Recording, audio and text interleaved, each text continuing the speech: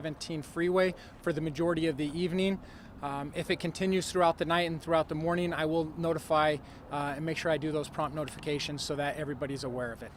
With that being said, Phoenix Police Department officers were dispatched to a call for service at 28th Avenue and Thunderbird Road. The call details said that there was a man inside the restaurant with a firearm. All the employees were able to get out, as well as all the other people in the restaurant. They all left the building.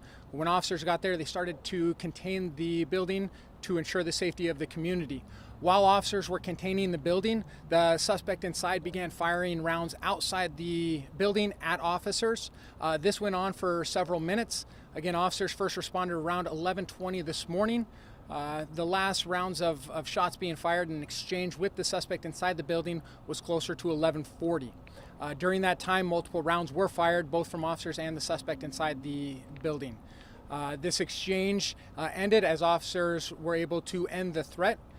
Phoenix Fire Department responded on scene. They were able to confirm that the suspect inside the building was deceased. Information about the suspect itself is still under investigation. We're not going to be releasing that information at this time. Per our 14-day policy and our transparency promise that we've made to the community, all this information will be available in that 14 days. So again, please be patient. We will get that information out as it becomes available. Keep in mind, this is the initial investigation. Detectives are here collecting a lot of different evidence, speaking with a lot of witnesses that were involved. This happened just around noon time frame, so we're talking a lot of people involved, a lot of surveillance camera that they need to go through. So this is going to be a work in progress. Detectives for the Phoenix Police Department, they're one of the best in the state at these types of investigations. They're going to do a thorough investigation to ensure that everything is transparent, that the community is safe. We also want to make sure that officers and the investigators are safe as well. Phoenix Police did have their bomb squad detectives respond to the scene as well out of an abundance of caution. There was a secondary threat identified by patrol officers. So before the investigators could go out there and start collecting the evidence and start processing the scene, bomb squad did come out, respond, and clear those situations. There was nothing that seemed to be a danger to the public or to investigators, so the investigation is continuing behind me here.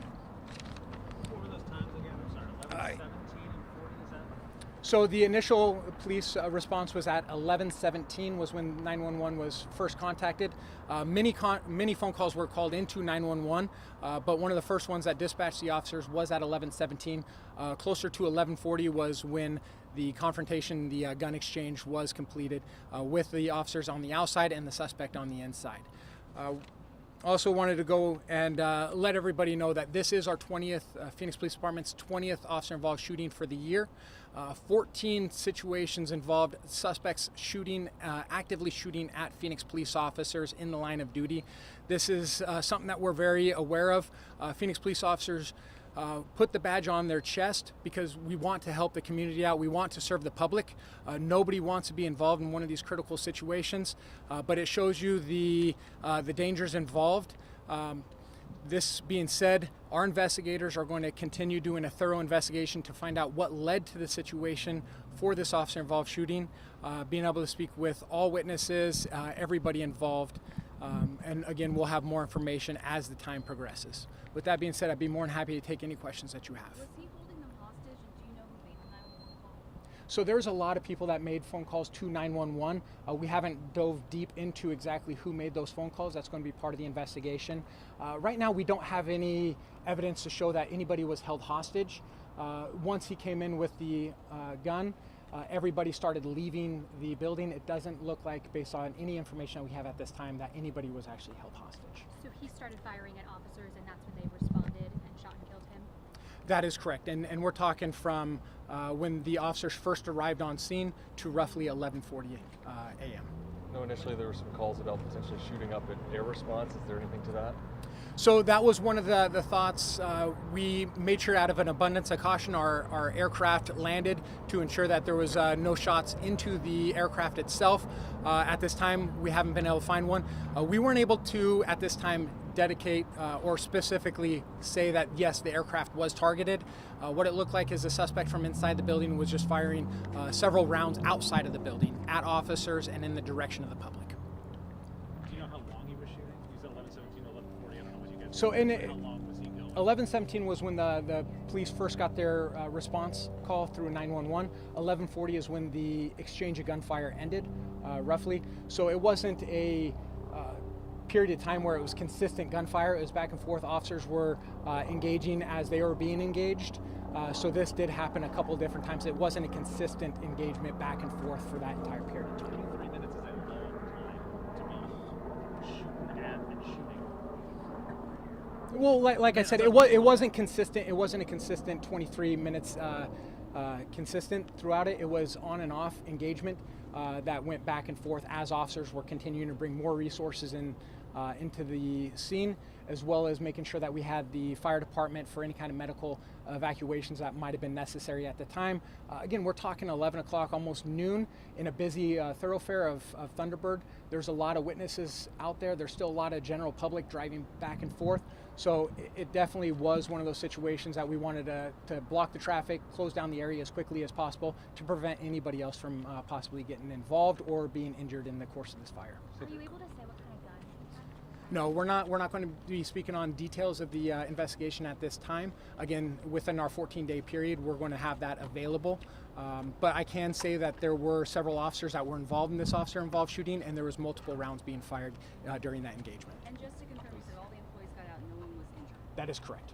So with that, I mean, correct me if I'm wrong, it doesn't sound like it was a spontaneous argument over a burger or something, right? This was more planned, is that fair to say? Well, it's one of those things that I don't want to speculate on exactly what the suspect's motive was at the time of the shooting.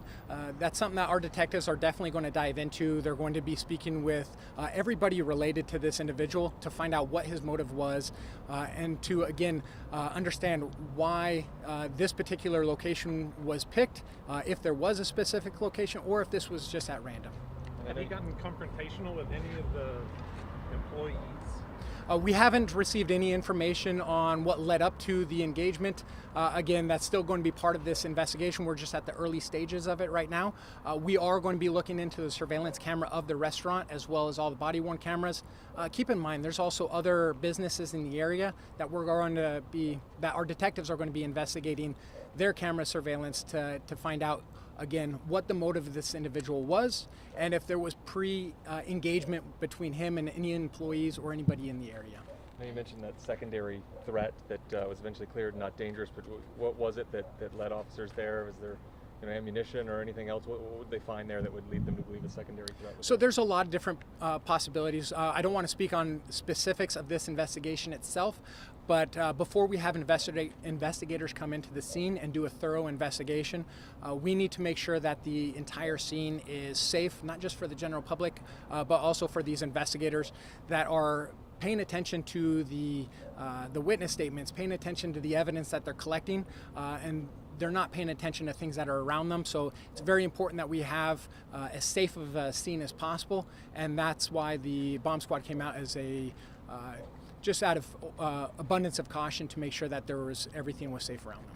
Can you just speak to the fact that this was an active shooter situation and no one got injured? Open fire, officers didn't get hurt. I mean, that's a good outcome. Oh, absolutely. This is the best outcome that we can expect. There is always the potential of individuals in the community. Like I said, Thunderbird is a very busy road. There's always that possibility that people in the community can be injured, especially on a fire exchange such as we experienced today. So yes. However, defining it as an active shooter, that's still under investigation itself.